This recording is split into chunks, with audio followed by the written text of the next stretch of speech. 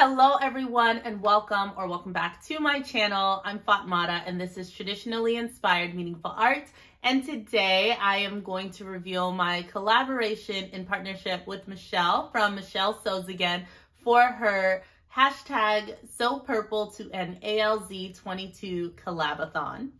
If you don't already watch Michelle's channel, you gotta head over there. It will be linked down below in the description box, and I'm also going to link a card up above. She is currently on the path to have done a collaboration every single day of September for her amazing collabathon for the hashtag Sew Purple to end ALZ22. She is trying to raise awareness for the Alzheimer's disease, and I am going to link to her introductory video where she talks all about her reasons behind and the inspiration behind this challenge. After losing her father to the Alzheimer's disease, which is a form of dementia, she definitely wanted to get the word out to raise funds for research to help those who are diagnosed with Alzheimer's. I so commend Michelle for putting this entire collabathon together, having partnered with so many amazing YouTubers, some of which I'm discovering for the first time, so that's always a really great treat.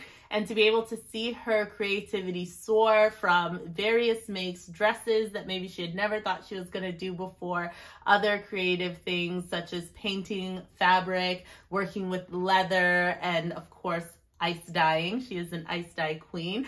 So I have just been so impressed by the level of work that she's put in this month in order to complete all of these various garments and also some of the other projects too.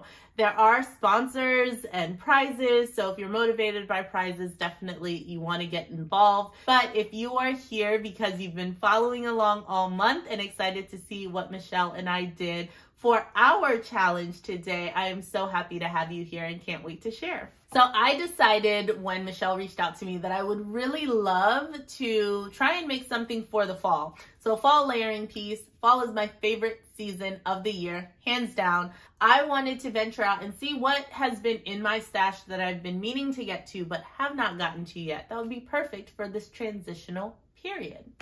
I also remembered that I had this beautiful, almost like lavender, lilac-y, purple color linen in my stash. I thrifted this from 2nd Avenue thrift store in Laurel, I think last year, and it's such a nice like weight of linen. It definitely, I could see someone making bottoms out of this, and I thought this is going to be perfect. When I was going through my stash of patterns, I remembered that I have this Mimi G Simplicity pattern.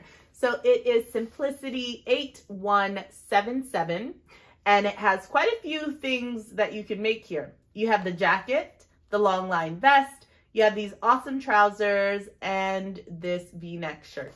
I was initially going out to make the full-on jacket with the sleeves because I was really curious about it. I looked online and saw so many really beautiful makes on Instagram of this jacket as a 2-part sleeve, and I've never done that. And as I'm starting to venture into more jackets, hopefully this fall and winter, I wanted to give it a try. However, upon unfolding my beautiful lilac fabric, I did notice that there were some stains throughout, like really big blotches all throughout, and it made some of the yardage unusable.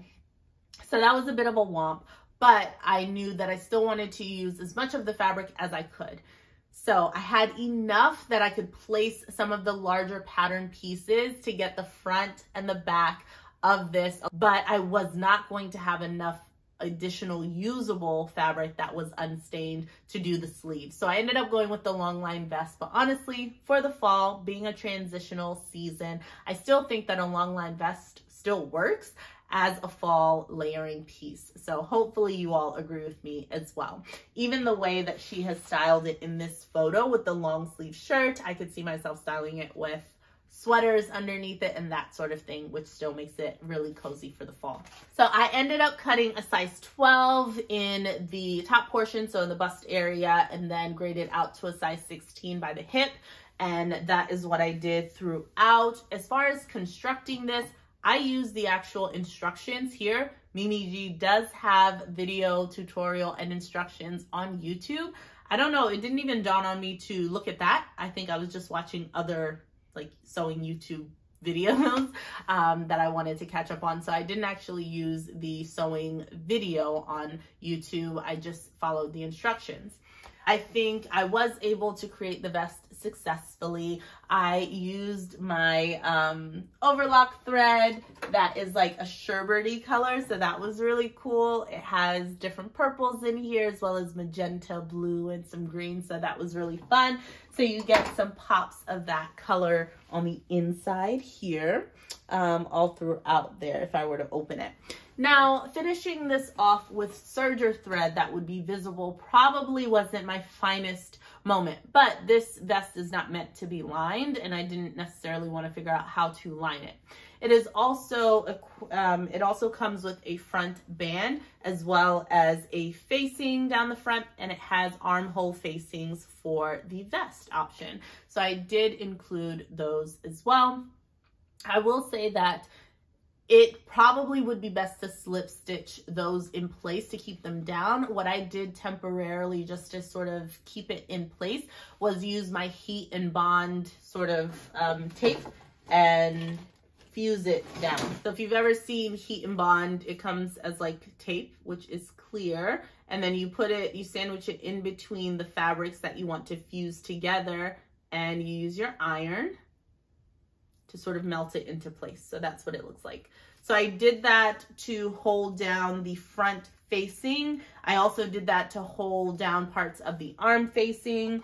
And I also did that along the back and for the pockets. So the pockets would otherwise just be flapping around in here. So I did put the heat and bond, which you can kind of just a little bit see in the front, but I think it's well worth it because otherwise that would just be bouncing around everywhere. So I didn't want that to happen. For me, because this has no closure in the front, the way that it just sort of opens, I think I just needed to get used to a little bit. It is the way that it's shown on the pattern cover. So as far as does it look like it looks on the cover, I would say yes. With the pocket right here and the pocket flaps, which is a faux pocket flap right there. You do not get into the pocket from here, it's from the side. So I do think that it's nice, it's cute. I like the heavier weight of this linen. I see that the linen, it's doing its linen-y thing by creasing up a little bit, but I had to just let that go and let the linen do what it wanted to do. The vest does have a small vent at the bottom, an opening there, which I think is a nice touch and a nice detail too. I initially wanted to make this even longer, to make the vest even longer, like just right about at my ankles. I just think that length, like almost duster-like length, would have been really cool.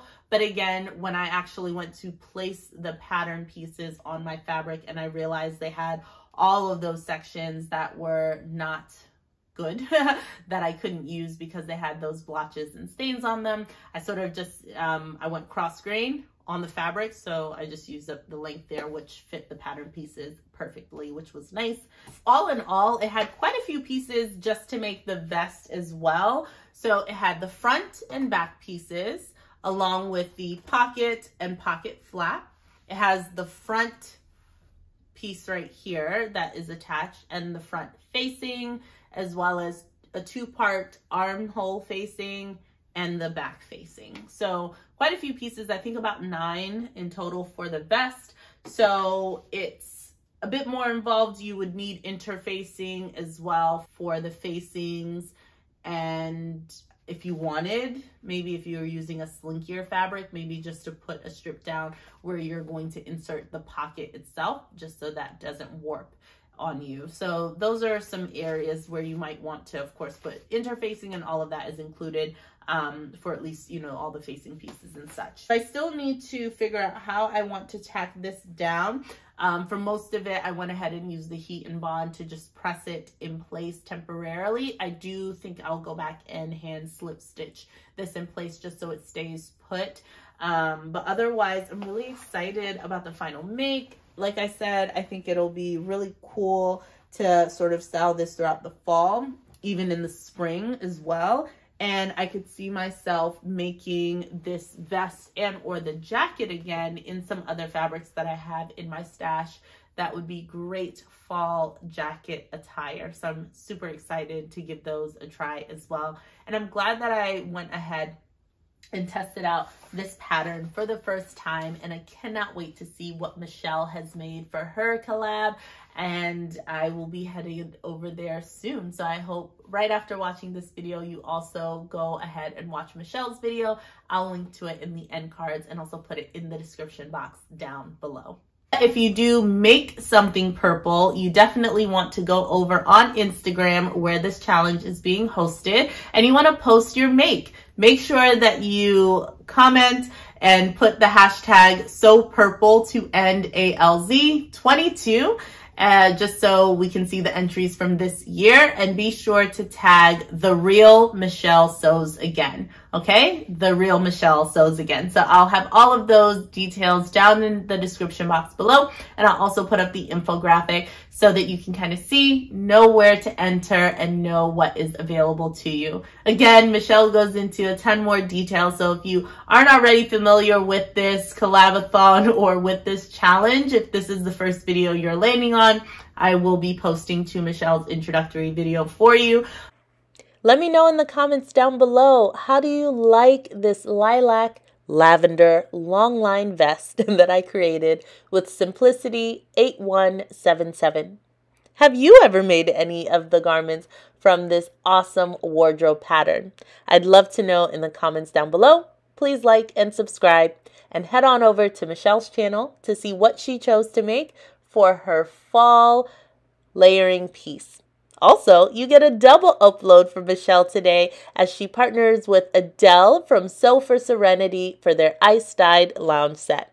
Enjoy all of the uploads. Congrats again to Michelle. Let's cheer her on as she finishes out the So Purple to End ALZ 22 challenge. Stay creative, folks. Bye-bye.